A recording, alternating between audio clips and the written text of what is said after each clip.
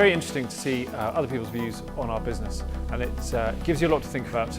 And I guess having people testing your ideas and sort of pushing you, I think it makes things a lot clearer for us. So it's been a brilliant exercise.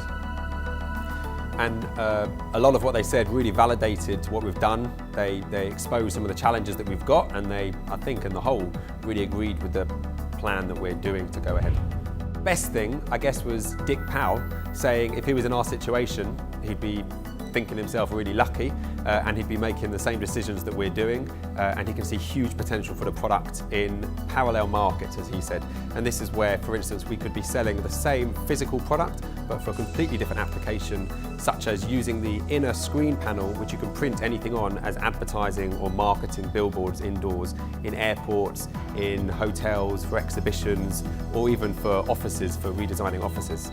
And one of the things that, maybe you can say what James just said to you. Yeah, another highlight was when James realised how much he needed some for his own office. So we're going around next week to his office to arrange the fittings of the specially bespoke James Caan QuickScreen's. So this is a nice ending to the show for us, and I think a good validation of the product. It's just really interesting the debate about we've got a small amount of funds to invest. Our intuition was maybe more towards product. The challenge, I think, from James and from Joe was very much around, well, maybe you should think about investing some of that money into a bigger sales team and driving sales. I think that is a very interesting sort of dilemma, because I think almost Dick came with it from the other side saying, no, you're doing the right thing. And I think that's exactly where we are. Which way do you go?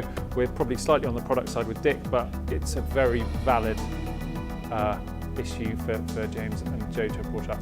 But they did tell us, if you can find clever ways of getting your message out there so more people know about the screens and the various applications for it, then we should do so. So if anybody does have a need for a portable room divider, maybe one that they could print on, then they should look at www.KwickScreen.com.